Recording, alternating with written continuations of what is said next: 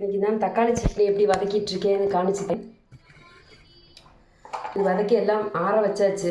இதில் என்ன ஆட் பண்ணியிருக்கேன்னு பாருங்கள்.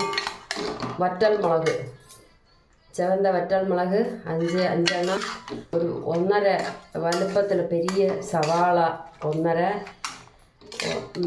தக்காளி ஒரு 6-7 எண்ணம் போட்டிருக்கேன். ஏன்னா காரமுள்ள மிளகா சேர்த்துருக்கறதுனால. கருவேப்பிலை ஒரு கைப்பிடி அளவு கழுகி சேர்த்துருக்கேன். உப்பும் போட்டு நல்லா வதக்கி கூலிங்கும் ஆயாச்சு. Ready to grind. இதை அரைச்சி கொண்டு வந்து தோசை உண்டாக்கி சாப்பிட வேண்டியது தான். அப்போது என்னோடய தக்காளி சட்னி நான் அரைச்சி கொண்டு வரேன்.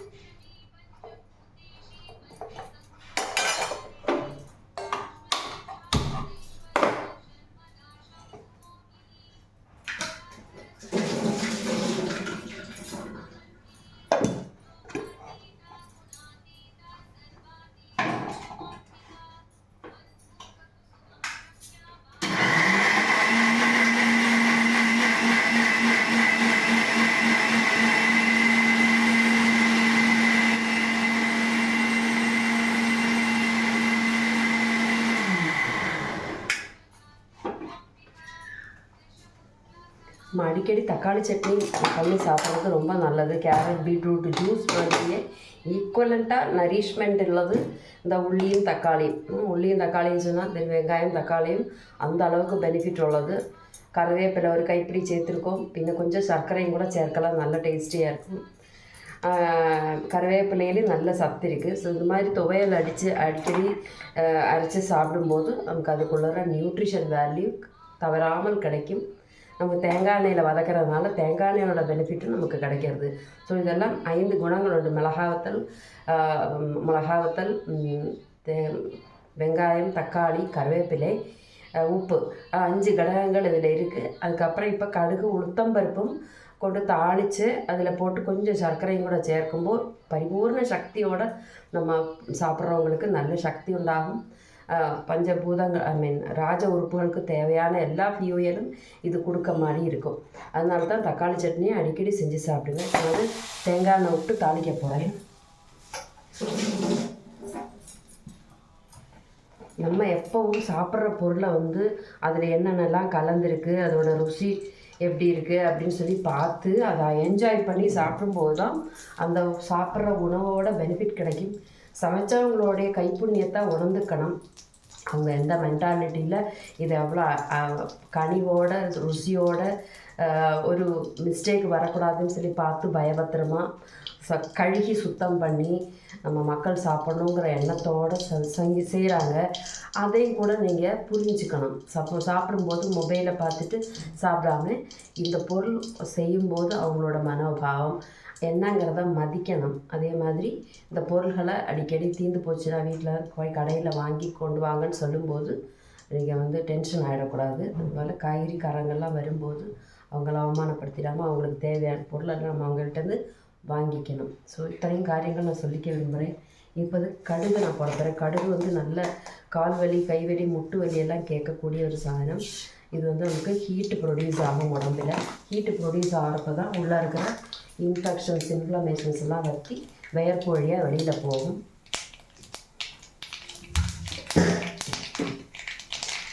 உளுந்து பருப்பு இது அடிக்கடி சேர்த்துக்கிறதுனால கபம் இலக்கியாയിട്ട് யூஸ் ஆகுது.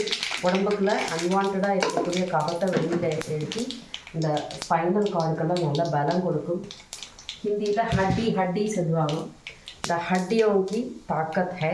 இதை ஊரத் தால் ரொம்ப நல்லது. ஸோ அதை கடுகு உளுத்தம்பருப்பு தாளித்து இதில் கொட்டிட்டு அடுத்தது அதில் கொஞ்சம் சர்க்கரையும் கூட சேர்த்துக்கணும். ஃபர்மெண்டட் சுகர், நம்ம வெள்ளை சுகரை விட ரொம்ப சக்தி வாய்ந்தது purest form of cane sugar, அது சர்க்கரை. அது கூட சேர்த்து செய்யும்போது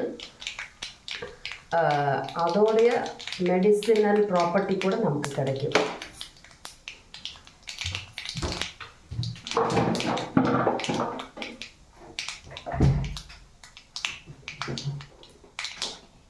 இது மாதிரி அடிக்கடி சமையல் செய்யும்போது தான் எந்த பொருள் எந்த டேஸ்ட்டை கொடுக்கும், எந்த டைமில் சேர்க்கணும், எதை வந்து சூடாக்கி சாப்பிடணும், எதை சூடாக்கி சாப்பிடக்கூடாது அப்படிங்கிறதெல்லாம் தெரிஞ்சுக்கலாம்.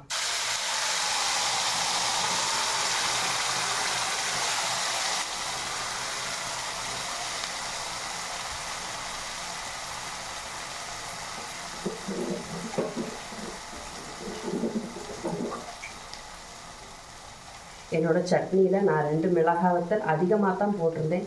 காரம் சுத்தமாக இல்லாமல் இருக்கக்கூடாதுன்னு. அப்போ காரம் ஜாஸ்தியாக இருந்தது, அதனால 2 தக்காளி கூட எக்ஸ்ட்ரா போட்டுக்கிட்டேன். காரம் ஜாஸ்தி இருக்கும்போது பயப்படாதீங்க, 2 தக்காளியும் கூட அதில் சேர்த்துட்டா போதும், அந்த காரம் குறைஞ்சிரும்.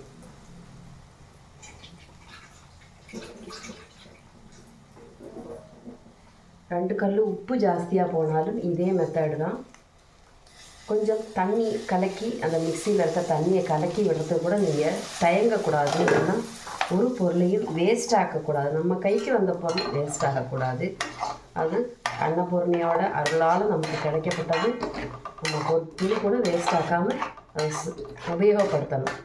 இப்போ இதில் நான் ஸ்டவ் ஆஃப் பண்ணியாச்சு. இந்த சர்க்கரை சேர்க்க போகிறேன். சர்க்கரைங்கிறது வந்து இப்போ வந்து பழைய காலத்திலே சர்க்கரை தான் காப்பி போடுறதுக்கு யூஸ் பண்ணியிருக்கா. அதுக்கப்புறம் தான் ஒயிட் சுகர், ப்ளீச் பண்ண சுகர் வந்தது. அது உடம்புக்கு கால்சியத்தை குறைச்சிடும். உடம்புக்கு கெடுதல்னு சொல்கிறதுக்கு இல்லை, ஆனால் தேன் சுகர் தான். பட் அதில் கால்சியம் நிறைய தேவைப்படுது அதை டைஜஸ்ட் பண்ணுறதுக்கு. அதனால் சேர்க்கலாம்னு சொல்கிறேன். இது பவுடர்ட் ஃபார்ம் ஆஃப் சுகரும் இருக்குது. அதுவும் ஃபைன் ஃபில்டர் அந்த மாதிரி ஃபில்டர் பண்ணி செய்கிறதுனால அது டயபெட்டிஸுக்காக யூஸ் பண்ணுறதுக்காக அந்த மாதிரி செய்கிறா. இல்லை, நம்ம அன்லீஸ்டு சர்க்கரை அதிகமாக சேர்த்துக்க பார்க்கணும். நம்ம சுவாமிக்கு பண்ணக்கூடிய பிரசாதத்தில் எல்லாமே சர்க்கரை தான் நம்ம அதிகமாக யூஸ் பண்ணுவோம். சுகரை நம்ம உண்ணியப்பமானாலும் அவல் பொரி ஆனாலும் எல்லாத்துக்கும் கொழக்கட்டைக்கு பூர்ணம் உண்டாக்குறதானாலும் எல்லாத்துக்கும் நம்ம இந்த ஃபர்மெண்டட் சர்க்கரை தான் யூஸ் பண்ணணும். ஓகே, நம்மளோட chutney is ready now. Dosa கல்லை போட்டு தோசையை வறுக்க போகிறேன். தோசைக்கல் சர்ப்ரைஸ் ஆயா?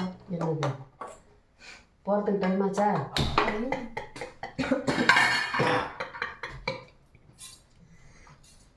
நன்றி.